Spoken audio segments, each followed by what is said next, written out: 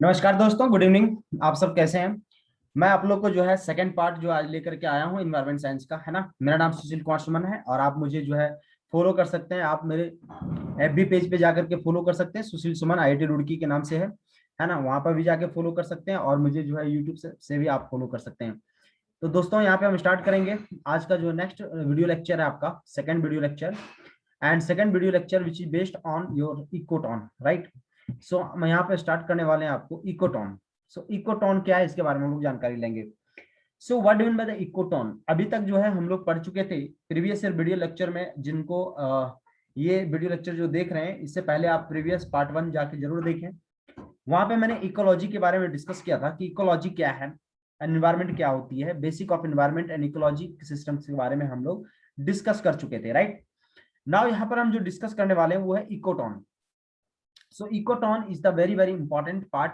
यहाँ पर इकोटॉन होता क्या है, इकोटॉन हम क्यों पढ़ते हैं, क्या रीजन इकोटॉन का, और यहाँ से कितने क्वेश्चंस आएंगे उसके बारे में हम लोग चर्चा करेंगे। देखिए ये बेसिक पार्ट है आपका। 2 to 3 क्वेश्चंस मान के चलिए आपका जो है डेफिनेटली आएगा, है ना। 2 to 3 क्वेश्चंस आएंगे। सबसे पहले देखते हैं व्हाट इज द इकोटॉन। इकोटॉन क्या है आपका। जैसे मान लीजिए कि दो रीजन है आपके, है ना। दो रीजन का जो दोनों के बीच का जो रीजन है दैट इज कॉल्ड इकोटॉन, या बोल सकते हैं junction between two or more diverse ecosystem. ऐसे दो इकोसिस्टम्स, उस दोनों के बीच का जो एरिया है उसी को बोलेंगे हम इकोटॉन। जैसे फॉर एग्जांपल, अगर मान लीजिए ये फ्रेश वाटर है, ध्यान से समझिएगा, ये फ्रेश वाटर है, राइट। और यहाँ पर आपका जो है, मान लीजिए ये आपका फ्रेश वाटर था और ये आपका जो है आपका लैंड है, ठीक है। वाटर और लैंड के बीच में अगर हम देखें, जहां पे मडी एरिया है, जहां पे दलदल वाला एरिया है, दैट इज नथिंग बट, इसी को बोलेंगे हम इकोटोन एरिया, है ना। तो transfer region, transformation of two regions, या बोल सकते हैं हम कि दो रीजन के बीच का जो एरिया है that is represent the ecotone. सो इसी तरह दो डाइवर्स इकोसिस्टम्स के, मान लीजिए एक इकोसिस्टम है जो ग्रास का इकोसिस्टम है, ग्रासलैंड का इकोसिस्टम है। दूसरा इकोसिस्टम से मान लीजिए एनिमल को रिप्रेजेंट करता है, तो इस दोनों के बीच का जो कॉमन है दैट इज रिप्रेजेंट द इकोटॉन। क्या बोलेंगे इसको हम, इकोटॉन।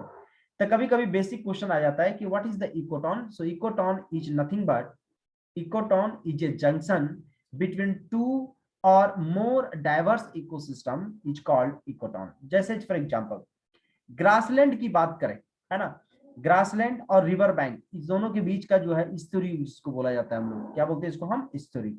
That is called is grassland, estuary, river bank, beach all are the ecotones. क्या बोलेंगे इसको हम, इकोटॉन। इकोटॉन का सबसे अच्छा जो है एग्जांपल आप समझ सकते हैं कि इकोटॉन जो है मोर प्रोडक्टिव रीजन है। जैसे फॉर एग्जांपल हम दलदल वाले एरिया की बात कर रहे हैं, तो वहां पर देखिए प्रोडक्टिविटी सिस्टम्स का बहुत ज्यादा है, मोर प्रोडक्टिव एरिया होगा, right. So it shows the progressive increase in species. तो इकोटॉन वाले जो एरिया होंगे, इकोटॉन वाले एरिया में ऑब्वियस है कि यहाँ पे मोर स्पीसीज पाए जाएंगे। जैसे इंडिया की हम बात करें तो इंडिया में आप चले जाइए वेस्टर्न घाट, ठीक है। वेस्टर्न घाट कौन सा है आपका, वेस्टर्न घाट की अगर हम बात करें, जैसे आपका हो गया आपका रीजन जो साउथ के वेस्टर्न घाट के रीजन है, जैसे मान लीजिए स्टार्ट जो होता है आपका गोवा रीजन हो गया, वेस्टर्न घाट के अंदर आता है, गोवा, कर्नाटका, वो जब रीजन, वो सब जो रीजन है, केरला, ये सब रीजन जो है वेस्टर्न घाट के अंदर आते हैं, ठीक है। अब वेस्टर्न घाट में आप देखिए सबसे ज्यादा जो है इकोलॉजी पाए जाते हैं, सबसे ज्यादा जो है स्पीसीज पाए जाते हैं, जीव जंतु के स्पीसीज सबसे ज्यादा जो पाया जाता है वो कहाँ पाया जाता है आपका, वेस्टर्न घाट में। तो obvious है this is the nothing but ecotone regions, right? So ecotones contains the more organism and ecotone contains more number of species and population density. obvious है कि इकोटोन रीजन जो है उसमें टेम्परेचर फेवरेबल होता है। इकोटोन रीजन में temperature जो है, ह्यूमिडिटी, टेम्परेचर, प्रेशर एंड जितने भी इन्वायरमेंटल कंडीशंस हैं वो उसके फेवरेबल होते हैं, इसलिए वहां पर सबसे ज्यादा स्पीसीज पाए जाते हैं। So that's the biggest reason to find the species and population density in this ecotone area, right. Now come to the point. So जैसे for example, another example of the ecotone is mixture of forest and desert. Forest और desert की अगर हम बात करें तो forest and desert की जो कॉमन एरिया है that will represent the ecotone. And ये जो है मोर प्रोडक्टिव होगा, मोर प्रोडक्टिव स्पीसीज होंगे, क्योंकि जो ऐसे स्पीसीज जो सिर्फ डेजर्ट रीजन में पाए जाते हैं, ऐसे स्पीसीज जो सिर्फ फॉरेस्ट रीजन में पाए जाते हैं, ऑब्वियस है इस कॉमन रीजन में दोनों स्पीसीज का जो है मिक्सचर होगा और ये प्रोडक्टिव रीजन होंगे, राइट। सो दोस्तों सबसे ज्यादा जो स्पेसीज पाए जाते हैं, अब क्वेश्चन आएगा आपका सिविल सर्विसेज में, इंजीनियरिंग सर्विसेज में बड़ा अच्छा क्वेश्चन आता है कि इकोटोन इज लेस प्रोडक्टिव और more productive. Yes, ecotone is more productive and having the more number of species, right. So ecotone area में सबसे ज्यादा स्पेसीज पाए जाते हैं, राइट। चलिए अब जो है इसको जो है नेक्स्ट हम देखेंगे लोग नीचे, है ना, या निके इसे पढ़ाया जाता है, ecological niche. So what do you mean by the niche? So niche is the unique functional role or place of a species in an ecosystem. मतलब किसी भी इकोसिस्टम के अंदर कहां पर रह रहे हैं जीव जंतु जो के रहने के जो हैबिटेट हैं, दैट इज नथिंग बट निके, राइट। अब किसी भी फंक्शनल्स का, अब दो स्पीसीज ले लें, किसी भी दो स्पीसीज का कभी भी आइडेंटिकल निशेष कभी पॉसिबल नहीं है। So this is the very very important. यहाँ पर आपको यूपीएससी का सिविल सर्विसेज या इंजीनियरिंग सर्विसेज दें, यहाँ पे ये पॉइंट हमेशा आता है, पॉइंट में करके रहेगा आपको कि about the niche the first point is no two species have exact identical niche. दूसरा ऑप्शन ये दे सकता है कि two species have exact identical niche, no two species have exact identical niche. Exact identical niche पाए जाएंगे नहीं, क्योंकि अलग अलग जो है अलग अलग स्पीसीज के लिए अलग अलग इन्वायरमेंट होंगे, अलग अलग होंगे। जैसे फॉर एग्जांपल आप लोग देखते होंगे कि समाज में बहुत तरह के लोग होते हैं, है ना, मीडियम वर्ग के लोग होते हैं, लोअर मीडियम के लोग होते हैं, हायर कास्ट के लोग होते हैं।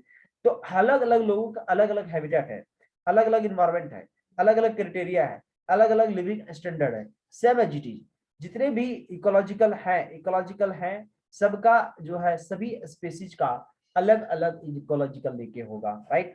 तो इसमें सबसे पहले देखेंगे हम लोग कि व्हाट इज द हैबिटेट निके, राइट। हैबिटेट निके मतलब क्या हुआ? हैबिटेट मतलब हो गया जहां पे जीव जंतु रह रहे हैं, जिसके लिए वो फेवरेबल है, where it lives, right. So habitat niche is nothing but where it lives, जहां पे आपके जीव जंतु रह रहे हैं दोस्तों, उसी को बोलेंगे हम इकोलॉजी, आपका हैबिटेट निके, राइट। दूसरा फूड निके। फूड निके की जब भी हम बात करेंगे, है ना, फूड निके मतलब जो भी जीव जंतु आपके हैं, जो भी स्पेसीज हैं, वो स्पेसीज जिस मीडियम में रह रहे हैं, जहां पर वो रह रहे हैं, वहां पे वो किस तरह के जो है भोजन कर रहे हैं, किस तरह से वो आपका जो है भोजन कर रहा है, that is nothing but called food niche. So what is its or decomposes and what species it composes competes with reproductive decay, this is nothing but called food decay, right। so क्या खा रहे हैं वो, है ना, किस तरह के भोजन कर रहे हैं, हैबिटेट। कोई भी जीव जंतु अगर रह रहे हैं तो ऑब्वियस है अगर वो तभी जिंदा रहेंगे जब उसको फूड चाहिए। तो किस तरह के वो फूड पाए जा रहे हैं, किस तरह के फूड ले रहे हैं वो, that is nothing called food निके। दूसरा रिप्रोडक्टिव निके, है ना, ऑब्वियस है how and when it reproduce. Obvious है कि मान लीजिए कोई अगर आपका स्नेक है, मान लीजिए स्नेक है, तो ये क्या करेगा, एग प्रोड्यूस करेगा, राइट। अब इस एग से अनदर स्नेक प्रोड्यूस होंगे, ऑब्वियस है रिप्रोडक्शन होगा आपका। तो जितना ज्यादा रिप्रोडक्शन होगा, ऑब्वियस है कम्युनिटी में पॉपुलेशन उतनी बढ़ेगी, और पॉपुलेशन जितना ज्यादा बढ़ेगा कम्युनिटी उतनी बढ़ेगी, राइट, कम्युनिटी उतनी बढ़ेगी। तो पॉपुलेशन कम्युनिटी ये जितने भी हैं रिप्रोडक्टिव निशेष के तहत ही बढ़ेंगे, right. So these are the types of the niche. अगला फिजिकल एंड केमिकल नीचे। अब फिजिकल एंड केमिकल नीचे क्या कहलाएगा आपका, ये निके क्या कहलाएगा? फिजिकल एंड केमिकल निके ये बताएगा कि आप किस टेम्परामेंट में वर्क कर रहे हैं, राइट। जैसे रूम टेम्परेचर पे वर्क कर रहा है, या जो भी रिप्रोडक्शन हो रहा है वो किस टेम्परामेंट में हो रहा है, वो क्या बताएगा आपका फिजिकल एंड केमिकल निके। जैसे फॉर एग्जांपल मान लीजिए कि ऐसे हैबिटेट में रहने वाले ऐसे जीव जंतु जो मान लीजिए कि रूम टेम्परेचर पर ही अपना जो है बर्थ प्लेस कर सकता है, राइट। अब उसमें अगर हम टेम्परेचर को चेंज करेंगे तो ऑब्वियस है उसकी जो पॉपुलेशन ग्रोथ आपका क्या होगा, रुक जाएगा, उसकी पॉपुलेशन डेंसिटी क्या हो जाएगी, कम हो जाएगी, right. So the physical and chemical जो इन्वायरमेंट है, जो पैरामीटर्स है, वो कौन कौन से पैरामीटर्स है दोस्तों? तो वो क्या है आपके टेम्परेचर है, और क्या है आपका लैंडस्केप है, और क्या आपका लैंड स्लोप है, और क्या हो सकता है आपका ह्यूमिडिटी हो सकता है, और क्या क्या हो सकता है अदर रिक्वायरमेंट पैरामीटर्स हो सकते हैं, राइट। तो दीज आर द इकोलॉजिकल निके, और इस इकोलॉजिकल निके के तहत हम क्या करते हैं कि ज्यादा से ज्यादा जो है रिप्रोडक्टिव सिस्टम्स को मजबूत करने के लिए, जैसे फॉर एग्जांपल अगर हम ह्यूमन बीइंग की बात करें, तो ह्यूमन बीइंग भी क्या है, आज हम लोग पॉपुलेशन हम लोग का बहुत ज्यादा इंक्रीज हो रहा है, मतलब क्या है, हम लोग की वैसी इन्वायरमेंट क्रिएट होती है, हम लोग की वैसी जलवायु है, तभी जाकर के हम लोग की इन्वायरमेंट, या दूसरा हम बोल सकते हैं कि हम लोग की सोच बहुत चेंज है ना, हम लोग को डिफरेंट सोच है, हम लोग जो है पॉपुलेशन इंक्रीज करने पे ज्यादा ध्यान दे रहे हैं, जो चीज होना नहीं चाहिए, है ना दोस्तों। अब जैसे मान लीजिए अगर इंडिया की बात करें तो ऑलरेडी बहुत पॉपुलेटेड है ना, अगर शिक्षित होता तो ऑब्वियस पॉपुलेशन की यहाँ डेंसिटी बहुत कम होती, पॉपुलेशन कम होती। यही आप चले जाइए फॉरेन कंट्री, वहां पे अगर 2 बच्चा से ज्यादा करता है तो उसको गवर्नमेंट सपोर्ट करती है कि चलो तुमने पॉपुलेशन को बढ़ाया, लेकिन यहाँ पे अगर वैसा किया जाए तो हर लोग स्कीम को फायदा उठाएंगे, राइट। तो कहने का मतलब ये है कि जो इकोलॉजिकल निके है वो डिपेंड करता है आपका कि किस फेवरेबल कंडीशन में है, और किसी भी जीव जंतु के जो फेवरेबल कंडीशंस होते हैं वो प्रोवाइड करता है, वो कौन कौन से हैं, तो टेम्परेचर क्या है, लैंडस्केप क्या है, लैंड स्लॉप क्या है, ह्यूमिडिटी क्या है, and other requirement that is nothing but your ecological निके, राइट। सो दोस्तों मुझे लग रहा है कि आप लोगों को बहुत मजा आ रहा है, क्योंकि फर्स्ट वीडियो में देखिए व्यू बहुत ज्यादा है, आप लोग ऐसे प्यार बनाए रखें और ज्यादा से ज्यादा वीडियो को शेयर करें, बहुत मजा आएगा। अगला जो फैक्टर्स है biome, so what do you mean bye biome, biome क्या है, इसके बारे में हम लोग सबसे ज्यादा जानते हैं दोस्तों। बायोम वैसा रीजन है जो कलेक्टिव रीजन्स बता रहा है आपका, कलेक्टिव पूरे के पूरे कलेक्टिव रीजन्स, राइट। जैसे हम अगर स्फीयर की बात करें, जैसे मान लो कि ये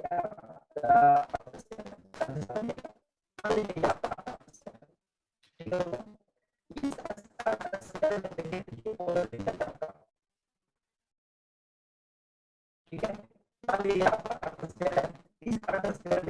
रीजन है, एक आपका क्या है, पोलर रीजन है, या ऐसे समझ लीजिए आप इसको, है ना, इसको आप ऐसे समझ लीजिए दोस्तों, ये आपका जो है ऑलरेडी पता है आपको, अगर थोड़ा सा ज्योग्राफी पढ़े हुए तो, ठीक है, north pole south pole, right.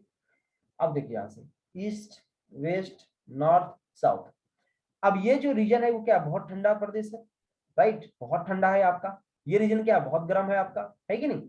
तो टेम्परेचर का वेरिएशन जैसे जैसे हम चेंज कर रहे हैं, टेम्परेचर जैसे जैसे चेंज होगा, इकोलॉजिकल की सिस्टम्स की पैरामीटर वैसे वैसे क्या होगी, चेंज होगी, वैसे वैसे स्पीसीज जो रहने वाले पैरामीटर्स है उसके क्या होंगे, चेंज होंगे। तो यहाँ पर देख रहे हैं कि ये मान लिया मैंने ड्राई रीजन है, चलो मैंने मान लिया ये आपका जो है ड्राई रीजन है, ठीक है, ये ड्राई रीजन है, ये ड्राई रीजन है, ये मैंने मान लिया वेट रीजन है।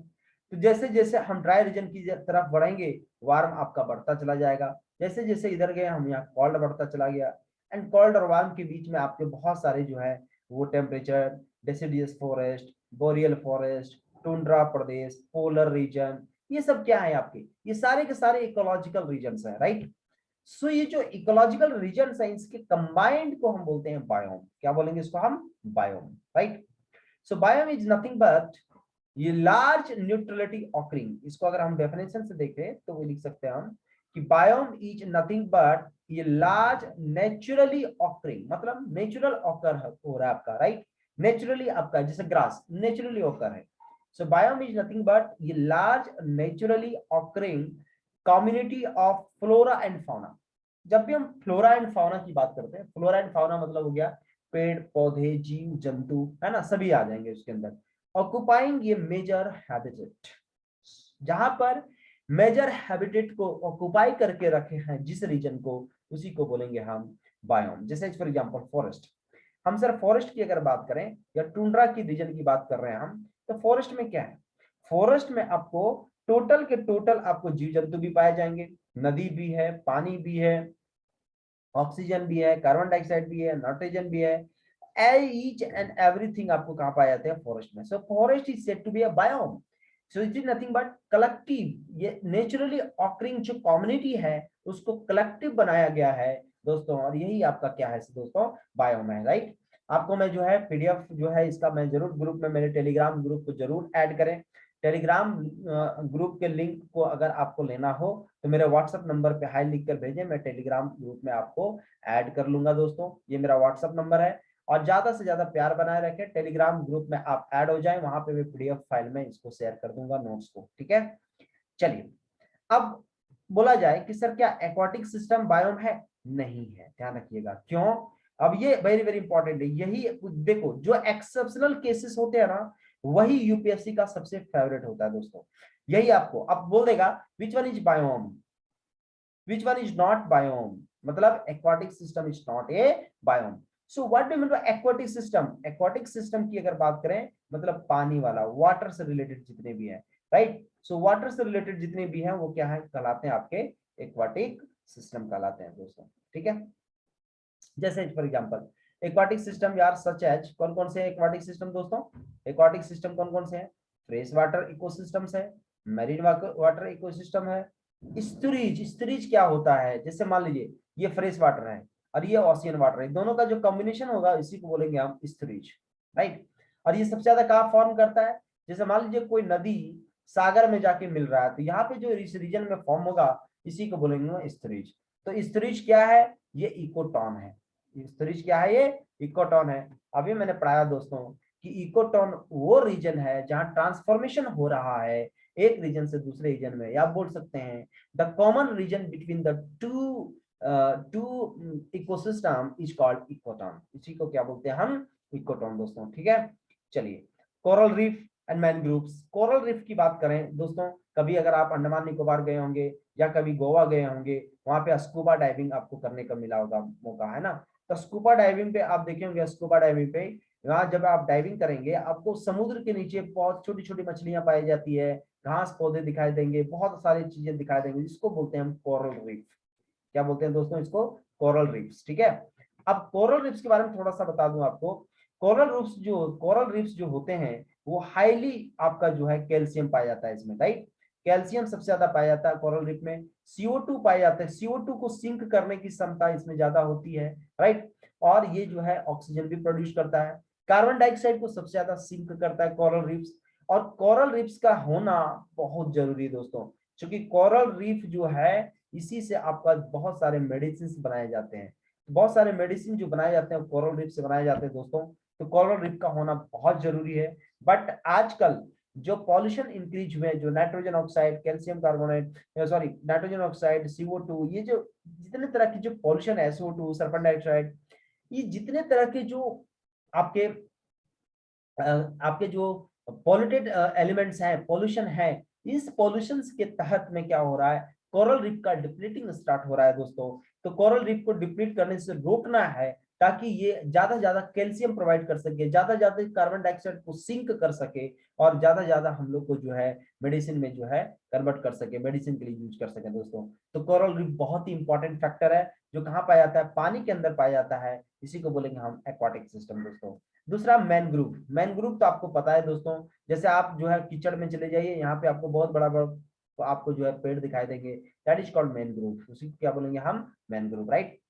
चलिए अब दोस्तों आते हैं हम लोग नेक्स्ट पॉइंट पे, बायोस्फीयर। क्या है बायोस्फीयर? दोस्तों टेंशन लेने की जरूरत नहीं है, जब पूरा थ्योरी आपको पढ़ा देंगे तो एक साथ हम क्वेश्चंस करेंगे दोस्तों। क्वेश्चन हम यहाँ पर जो करेंगे वो IAS का प्रीलिम्स का करेंगे क्वेश्चन, IES का प्रीलिम्स का क्वेश्चन करेंगे हम लोग।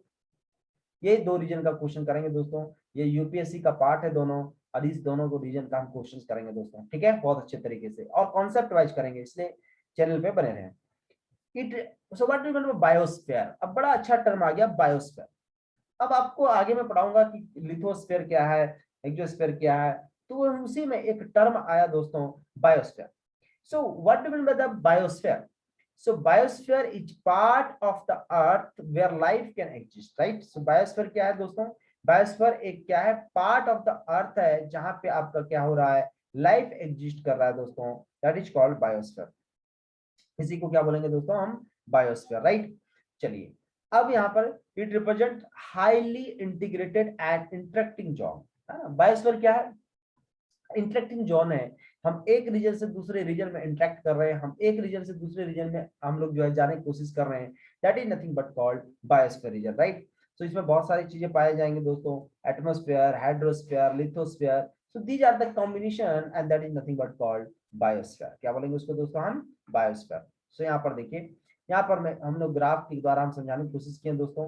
यहाँ पर देखिए ट्रांसफॉर्मेशन रीजन, मान लिया this is your lithosphere, right. This is your lithosphere, this is your atmosphere, this is your hydrosphere, and जो सबका कॉम्बिनेशन होगा that is nothing but called biosphere. क्या बोलेंगे दोस्तों इसको हम? बायोस्फीयर। जब भी हम एटमॉस्फेयर की बात करेंगे, यहाँ पर क्या है, बहुत सारे गैसेस पाए जा रहे हैं, nitrogen, oxygen, carbon dioxide, argon, बहुत सारे गैसेस पाए जा रहे हैं आपको कहाँ पे, एटमॉस्फेयर में पाए जा रहे हैं। पर्टिकुलर मैटर भी पाए जा रहे हैं आपके, है ना। तो दोस्तों PM10, PM2.5 आगे हम पढ़ाएंगे जब पॉल्यूशन आपको पढ़ाएंगे दोस्तों। तो एटमॉस्फेयर में बहुत सारा चीजें पाए जा रहे हैं आपके, राइट। लिथोस्फेयर की जब भी हम बात करें, that is rock and salt की बात कर रहे हैं दोस्तों, this is nothing but lithosphere की बात कर रहे हैं। हाइड्रोस्फेयर की जब भी बात करेंगे दोस्तों, यहाँ हम वाटर की बात करेंगे दोस्तों। सो सबका कॉम्बिनेशन है ना, जैसे आप लोग सुने होंगे कि जल जीवन, राइट, जल जीवन, ऑक्सीजन, ये सब जितने भी है, हवा, पानी एंड आपको बोल सकते हैं लैंड, ये सब जितने क्या है, एक जीवन यापन का जो प्राइमरी सोर्स है ना। तो कोई भी बायोस्फीयर को क्रिएट करना चाह रहे हैं, then it is the combination of atmosphere, hydrosphere and the lithosphere दोस्तों। सो तीनों का जो कॉम्बिनेशन करेंगे दोस्तों, ये क्या बन जाएगा आपका बायोस्फीयर। नोट्स बनाने की आपको जरूरत नहीं दोस्तों, सिर्फ आप जो है बढ़िया तरीके से मेरी बातों को सुने, अच्छे से समझने की कोशिश करें, बार बार सुने, राइट। नोट्स आपको बना बनाया मिल जाएगा, इसलिए टेंशन लेने की जरूरत नहीं है। तो यहाँ पर लिखते हैं हम कि the biosphere is a global, यहाँ पर देखिए क्या लिखा हूं दोस्तों मैंने, कि बायोस्फीयर जो है वो क्या है, biosphere it is a global ecosystem composed of living organism, right, and the abiotic factors from which they derive energy and nutrients। बड़ा अच्छा है सर। सर आपको पता है इकोसिस्टम के अंदर हम इकोलॉजी के अंदर दो चीज पढ़े थे, एक पढ़े थे हम लोग आपका लिविंग ऑर्गेनिज्म के लिए, एक पढ़े थे हम लोग नॉन लिविंग ऑर्गेनिज्म के लिए। तो living organism and non living organism दोस्तों दोनों मिल गया था आपका, और यहीं पे इकोलॉजी का निर्माण किया था, राइट। तो सेम एज इट इज, जो भी फैक्टर्स हैं, living factors and non living factors which they drive the energy and nutrients, जो क्या करेगा, एक एनर्जी और न्यूट्रिएंट्स को ड्राइव करेगा, that is nothing but called biosphere. So earth environment includes the atmosphere, the hydrosphere, the lithosphere and the biosphere दोस्तों। So earth environment के अंदर क्या क्या है दोस्तों, एटमोस्फेयर है दोस्तों, हाइड्रोस्फेयर है दोस्तों, लिथोस्फेयर है दोस्तों, एंड कौन सा है दोस्तों, बायोस्फेयर है दोस्तों, राइट।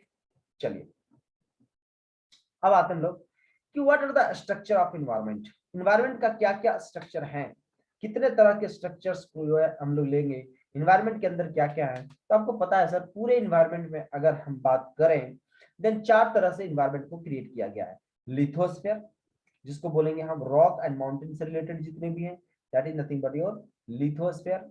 दूसरा कौन सा है सर, हाइड्रोस्फेयर। तीसरा कौन सा है सर आपका, एटमोस्फेयर। एंड चौथा कौन सा है आपका sir, biosphere, right. So lithosphere, what do you mean by lithosphere? Sir, lithosphere relate with the rock, mountain, plain, forest, plateau। प्लेटू आप लोग है ना, जब भी हम छोटी छोटी बात कर रहे हैं, फॉरेस्ट की बात कर रहे हैं, प्लेन प्लेन एरिया की बात कर रहे हैं, माउंटेन की बात कर रहे हैं, रॉक्स आपको पता है रॉक है ना, चट्टान की बात कर रहे हैं, माउंटेन बड़े बड़े पर्वत की बात कर रहे हैं, that is the comes under your lithosphere. इसके अंदर क्या होगा दोस्तों, लिथोस्फेयर। अब जो है ये कितना है, ये 29% ऑफ द अर्थ है, अर्थ में जितना पाया जाता है उसका कितना, ओनली 29% है, which is made of the rock, mountain, plateau and soil and minerals, right। it helps the living organism in two ways। ये क्या करेगा, लिविंग ऑर्गेनिज्म मतलब जो भी जीव जंतु हैं उसको दो तरह से जो है ये कॉपरेट करता है। क्या करता है सर, तो सबसे पहले हैबिटाट, यस कभी देखे होंगे आप, गुफा में लोग रहते हैं, है ना, मछली रहती है, बड़े बड़े जानवर रहते हैं, ये कहाँ रहते हैं, गुफा में रहते हैं, वो एक आवास बना लेते हैं, हैबिटेट बना लेते हैं दोस्तों, किसके अंदर, रॉक के अंदर। तो रॉक क्या प्रोवाइड कर रहा है, एक habitat, as a habitat provide कर रहा है दोस्तों, राइट। बहुत सारे डिफरेंट टाइप्स ऑफ मिनरल भी हैं उसके अंदर पाए जाते हैं। लिथोस्फेयर के अंदर आप देखे होंगे कि बहुत सारे मिनरल्स, जैसे बोला जाता है चट्टानों के अंदर से मिनरल्स को निकाला गया। तो दोस्तों चट्टानों के अंदर बहुत सारे मिनरल्स को भी निकाल सकते हैं हम, और ये कौन सा प्रोवाइड करता है आपका, ये प्रोवाइड करता है, ये आपका कौन सा प्रोवाइड करता है दोस्तों, लिथोस्फेयर की बात कर रहे हैं हम लोग, राइट। अब जो है मेनली लिथोस्फेयर कौन कौन सी चीजों से बना है दोस्तों, सॉइल एंड रॉक, है ना, मिट्टी एंड पत्थर, ये दोनों जो है दोनों से मिलकर के बना है दोस्तों, आइदर सॉइल और rocks. So where the rock is considered and strong part या हार्ड पार्ट। रॉक कैसा हो सकता है, या तो स्ट्रॉन्ग पार्ट हो सकता है या हार्ड पार्ट हो सकता है दोस्तों, ठीक है। अब क्या करेगा, सॉइल का जो इरोजन है, ध्यान से समझिएगा, सॉइल का जो इरोजन है वो कौन रोकता है दोस्तों, आप अब पेड़ लगा दीजिए, है ना, ट्री का प्लांटेशन जितना करेंगे हम, सॉइल का इरोजन उतना रुकेगा। तो सॉइल इरोजन को अगर रोकना है, सॉइल इरोजन को अगर रोकना है तो ट्री का प्लांटेशन दोस्तों बहुत ज्यादा करना पड़ेगा, राइट। तो हम क्या कर रहे हैं, जो भी आपके लिथोस्फीयर है, लिथोस्फीयर क्या कर रहा है, सॉइल इरोजन को भी रोक रहा है। बहुत सारे चट्टान, बड़ा बड़ा चट्टान रहते हैं तो उसके थ्रू क्या मिट्टी का कटना बंद हो जाता है, सॉइल इरोजन को रोका जा सकता है दोस्तों, राइट। अगला क्या है, हाइड्रोस्फीयर दोस्तों। हाइड्रोस्फीयर की बात कर रहे हैं, मतलब वाटर की बात कर रहे हैं। किसकी बात कर रहे हैं हम, वाटर की बात कर रहे हैं, राइट। तो हाइड्रोस्फीयर क्या होता है, हाइड्रो आप देखिए, कहा जाता है कि भैया 97%, या बोला जाता है कि भैया 3/3 पानी है, 1/3 में जो है भूमि है, या बोल सकते हो 3/3 पानी है, 1/3 आपका क्या है, लैंड है। तो ये दोस्तों हाइड्रोस्फीयर क्या बताता है, it is the largest unit of environment. Hydrosphere क्या है, largest unit of environment which is about 71% part of the earth. अभी मैंने बोला 75%, वो मान के चलिए 71% है, 71 75 कोई कोई बुक लिखता है, ऑफ द अर्थ। एंड इसको फर्दर डिवाइडेड किया गया 71% में से, तो ओनली जो फ्रेश वाटर है दोस्तों वो कितना है, 2.5% है दोस्तों, बहुत कम है फ्रेश वाटर। और साल्ट वाटर कितना है, 97.5% है दोस्तों।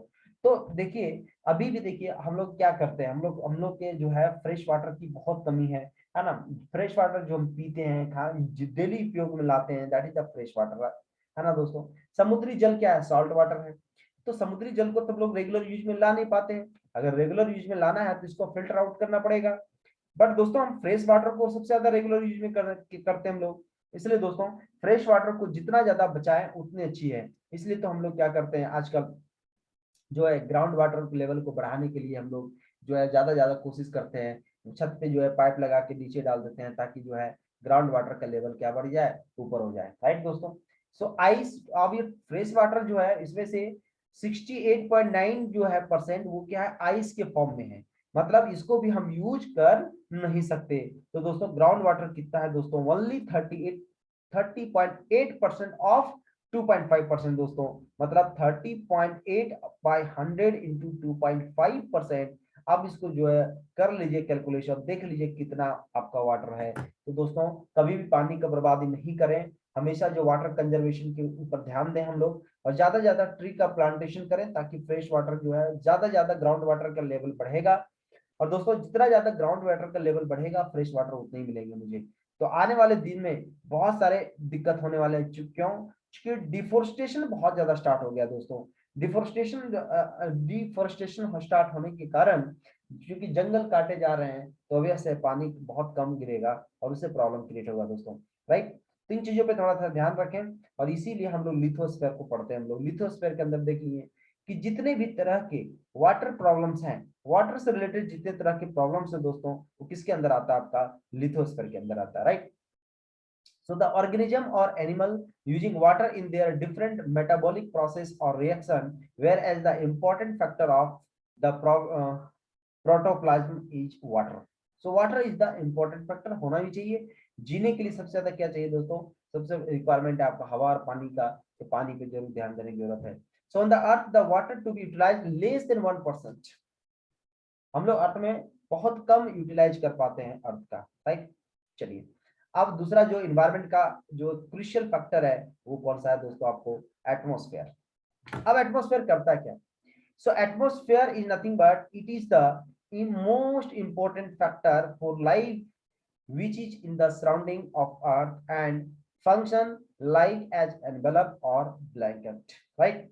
So it is made of different gases. Atmosphere के अंदर क्या है, different types of gases है दोस्तों, और different types of gases क्या कौन कौन से है दोस्तों, तो वो कौन कौन से हैं, नाइट्रोजन है दोस्तों, ऑक्सीजन है दोस्तों, आर्गन है, कार्बन डाइऑक्साइड है, राइट, नियॉन है, हीलियम है, राइट।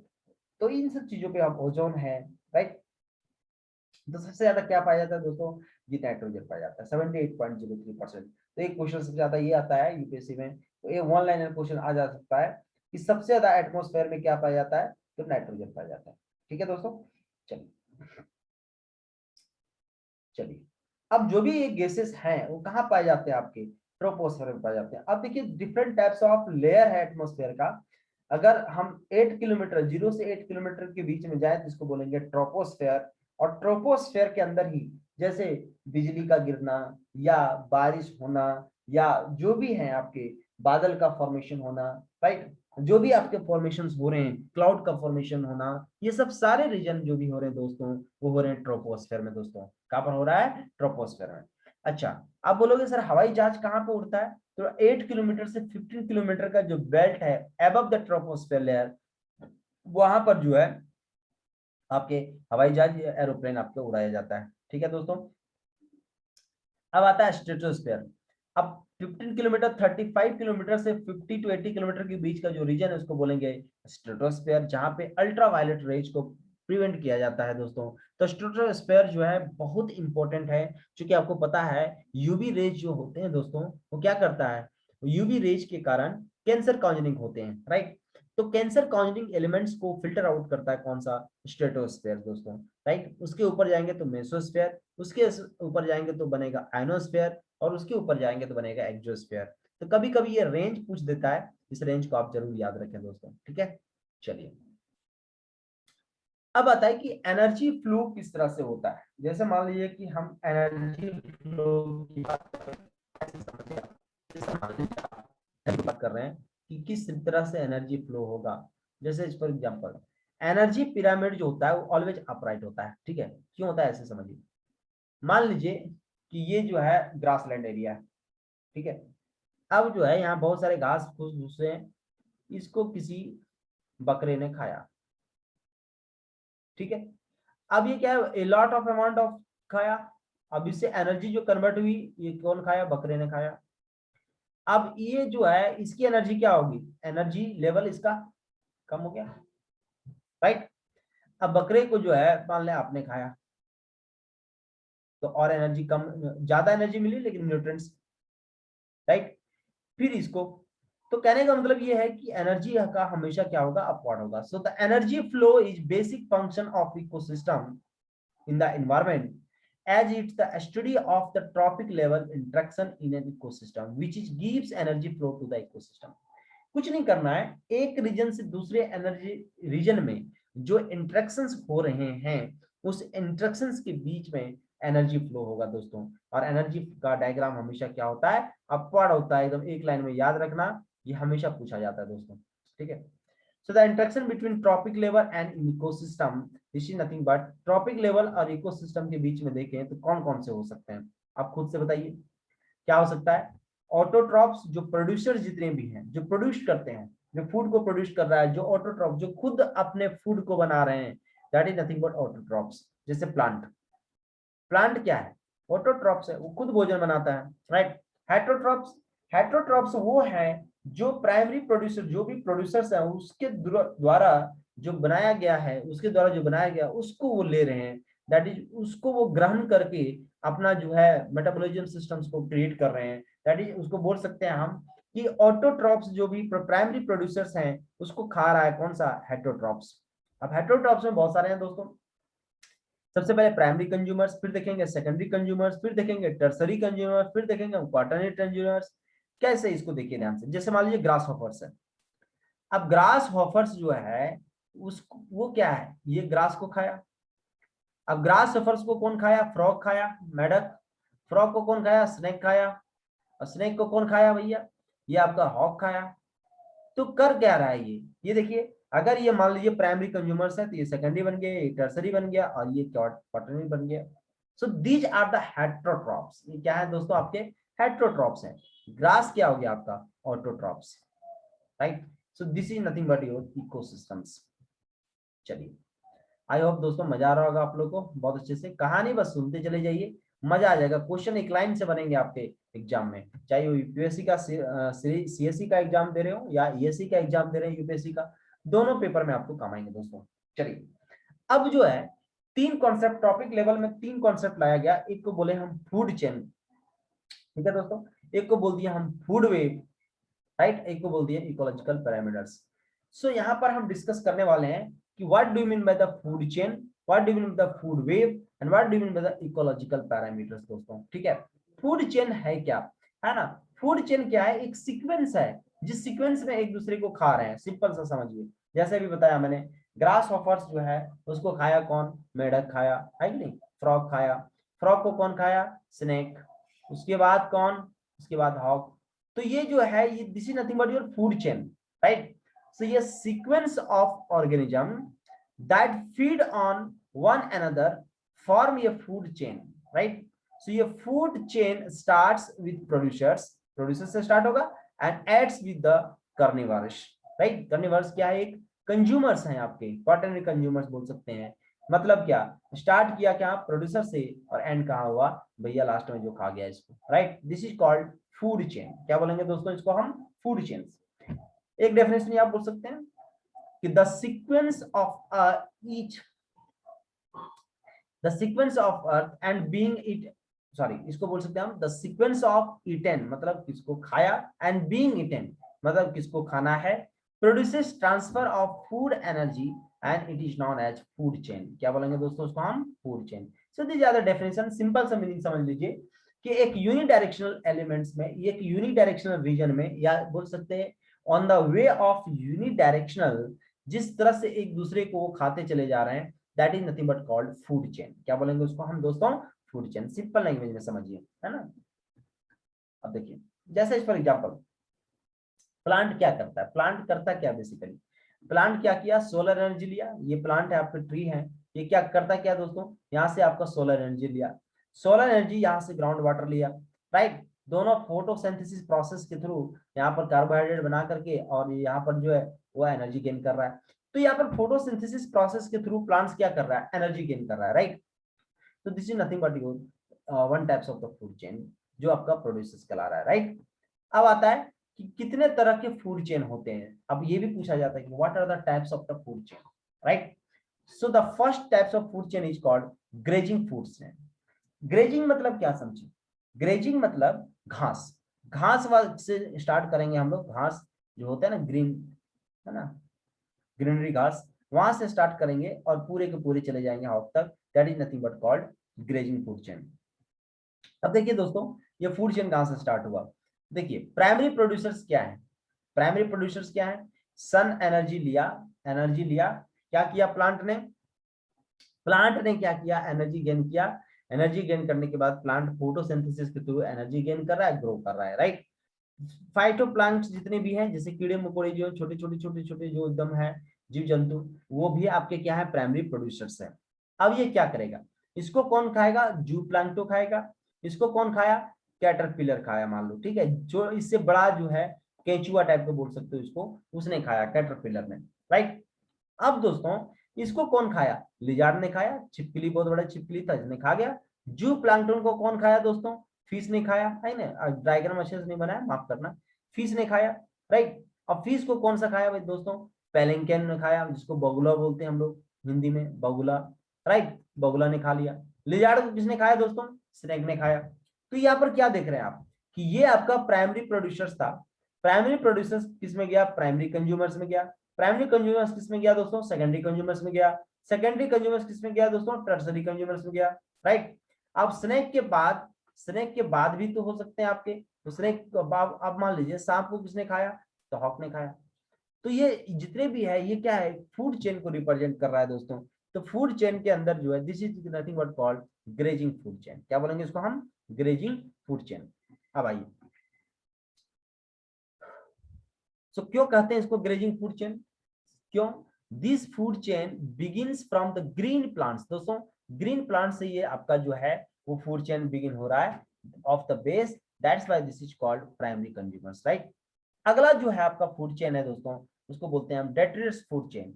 डेट्रियस फूड चेन मतलब ऐसा जहां जो मर गया हो वहां से स्टार्ट हुआ है, that is called detritus food chain, right. जैसे for example it starts from the dead organic matter, मरा हुआ, जैसे मान लो कोई मरा है ना जीव जंतु है, उसको खाया कीड़ा मकोड़ा, फिर उसको खाया, तो ये स्टार्ट हुआ कहाँ, डेट्रियस, मतलब मरे हुए चीजों के से स्टार्ट हुआ, मरे हुए ऑर्गेनिक मैटर से स्टार्ट हुआ, that is called dead organic matter of decaying animals and plants bodies consumes the microorganisms। क्या कंज्यूम्स करेगा दोस्तों, माइक्रो ऑर्गेनिजम्स को कंज्यूम करेगा, राइट। जैसे फॉर एग्जांपल मान लीजिए कि यहाँ पर जो है, मान लो सिंपल सा कि कोई बड़ा जानवर मर गया।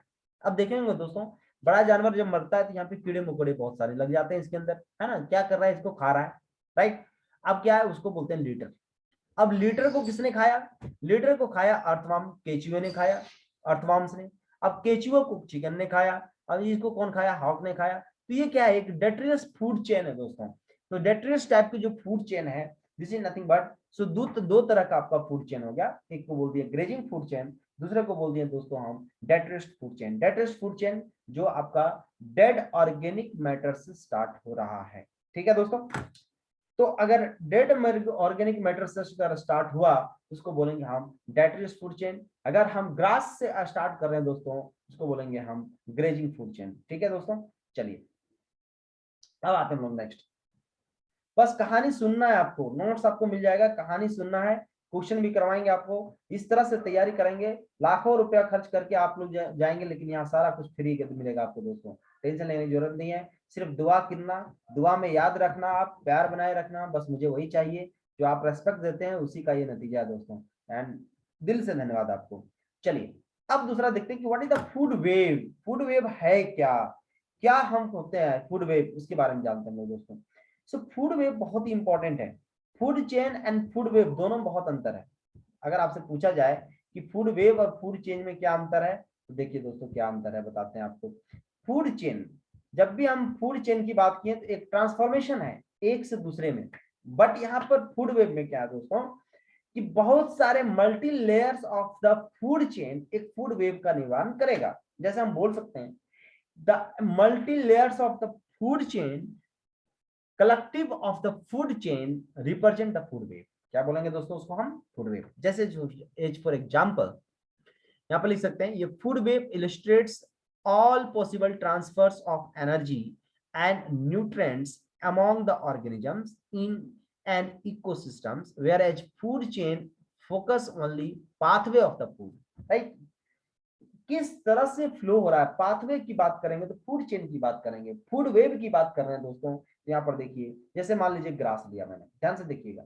अब ग्रास को ग्रास हॉपर भी खा सकता है, ग्रास को रेबिट भी खा सकता है, और ग्रास को चूहा भी खा सकता है, खरगोश भी खा सकता है, चूहा भी खा सकता है, ग्रास हॉपर भी खा सकता है। ग्रास हॉपर मतलब जो कीड़े मकोड़े होते हैं ना दोस्तों, धान की खेती में देखे होंगे कीड़े मकोड़े पाए जाते हैं। हम तो गांव से बिलोंग करते हैं तो हमको बहुत अच्छे से देखा हुआ है। तो जो ग्रास हॉपर होते हैं दोस्तों, जो ग्रास को खाता है, that is called grass hopper दोस्तों, ठीक है।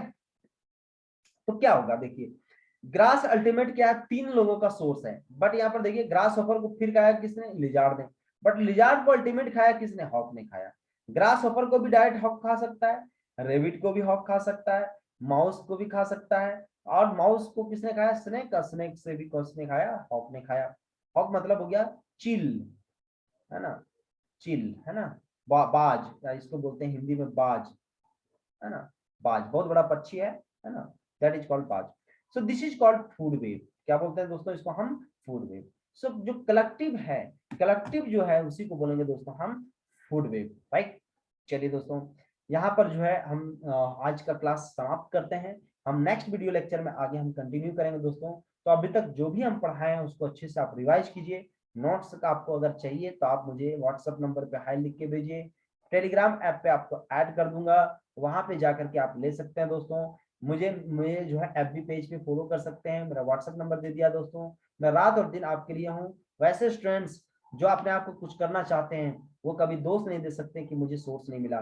मैं आपके लिए हूँ सर, मैं आपके लिए तहे दिल से हूँ सर। मुझे पता है कि गरीबी से कैसे उठा जाता है, क्योंकि मैं भी एक गरीब फैमिली से बिलोंग करता था, और मैंने अपने आप को खुद के दम पे, आज मैं गर्व से बोल सकता हूँ कि खुद के दम पे मैंने जो है 13 गवर्नमेंट का इंटरव्यू, 13 गवर्नमेंट जॉब निकाले, और 13 गवर्नमेंट जॉब निकाल करके उसके इंटरव्यू को क्रिएट किया था मैंने दोस्तों। एंड फाइनली 14th इंटरव्यू जो है मेरे फाइनल सक्सेस मिला। लेकिन मैं 13th इंटरव्यू में जो फेल हुआ, उस फेल का नतीजा ये है कि मैं और टफ होते गया दोस्तों। तो लाइफ में आप टफ बनिए, अपने आप को टफ बनाइए, आपको हार नहीं मानना है दोस्तों।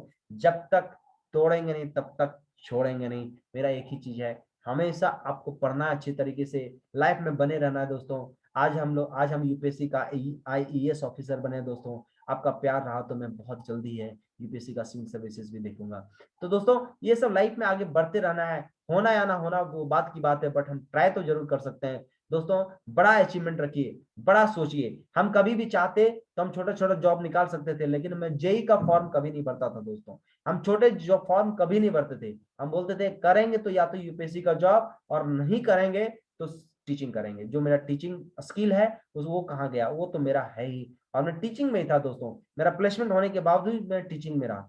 तो कहने का मतलब ये, अपना एम्बिशंस को आप हाई रखिए, आपको पीछे नहीं हटना है। आपको किसी भी तरह का कोऑपरेशन चाहिए, मैं आपके साथ हूं दोस्तों, दिल से हूं दोस्तों। बहुत बहुत धन्यवाद आपका। God bless you all. प्यार बनाए रखें, और अगर अच्छा लगे तो जरूर शेयर करें और सब्सक्राइबर बढ़ाएं दोस्तों। Thank you so much.